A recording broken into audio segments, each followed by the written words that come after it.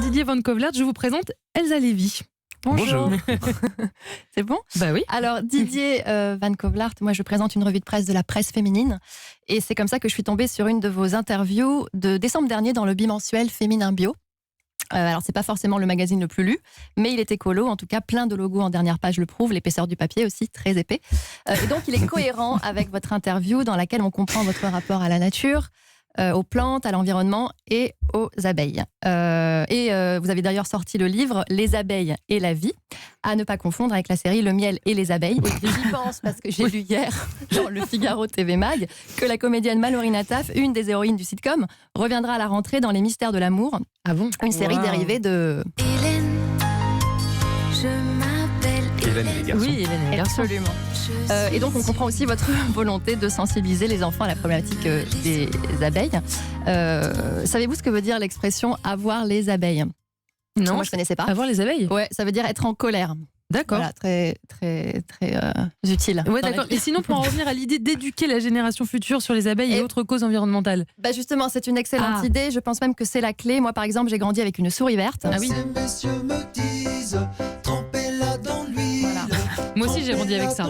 Et trempez-la dans l'huile, trempez-la dans l'eau, c'est une technique de torture. ni Oui, plus ni moins. c'est vrai. Alors on nous apprend ça à l'école et après on s'étonne qu'on maltraite les souris dans les laboratoires de cosmétiques et que certains éclatent des poulets contre les murs dans les abattoirs. Eh ben ils ont peut-être juste grandi avec une souris verte. Ouais, c'est peut-être En ça tout cas, l'explication. Quand on était petit, on ne nous a pas spécialement sensibilisés à la cause animale, ni à la planète, et on ne nous a pas vraiment appris à être écolo à l'école. Non, c'est vrai. Du coup, quand la question se pose et s'impose à l'âge adulte et qu'on doit changer toutes nos habitudes de vie et de consommation, ça peut créer une certaine culpabilité et même parfois un ras-le-bol. Ouais, c'est vrai qu'on sent une saturation parfois. On ne sait plus comment se comporter. Est-ce que vous avez des conseils, Elsa ? Alors, il y a un article très édifiant dans Elle, Ah oui, d'accord. intitulé Écolo, mais pas trop, pour nous d'accord. permettre justement de déculpabiliser. Par exemple, la chroniqueuse nous parle de la climatisation. Elle écrit « Je martèle toute l'année que la clim devrait être autorisée que dans les EHPAD et encore que les EHPAD où les vieux sont mignons. » Oh. Voilà, chacun son humour. En revanche, en été, elle reconnaît avoir du mal à faire sans la clim, mais elle craint les réactions de ses amis à qui elle fait la morale toute l'année. Alors, comment faire, dit-elle ? Eh bien, j'allume la clim quand tout le monde dort. Écolo, mais pas trop. Donc Voilà, on a bien compris le titre de l'article du coup. Hein. très intéressant encore. Sinon, pour l'avion, elle dit « Depuis que la génération montante défile avec ses panneaux culpabilisants et ses slogans affolés, j'ai percuté. Sauf que c'est trop tard, j'ai déjà mes billets. Alors, comment faire ?» dit-elle. « Eh bien, j'ai trouvé la parade. Je dis à mes enfants qu'on va en Crète, en train, bus et bateau. Ça prendra 6 jours. J'ai regardé leur tête, ils avaient cessé de respirer. Et là, j'ai sorti les billets d'avion. Ils ont re-respiré. » D'accord. Voilà, solution à tout. Pareil pour les bouteilles d'eau en plastique, elle conseille de zapper l'eau et de passer directement au rosé, car les bouteilles sont en Ah verre. oui, oui. Elle refuse qu'on lui parle Bon conseil ça. de sujets plombants, qu'on lui dise plutôt qu'il y aura toujours des glaçons à mettre dans son rosé. Sinon, du côté de Madame Figaro, là on est chez les grands rebelles, puisqu'il y a l'article Vive c'est sûr. l'anti-bio. Ah oui.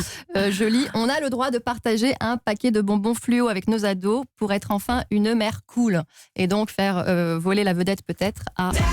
Voilà. Ah oui, On en est là, quoi.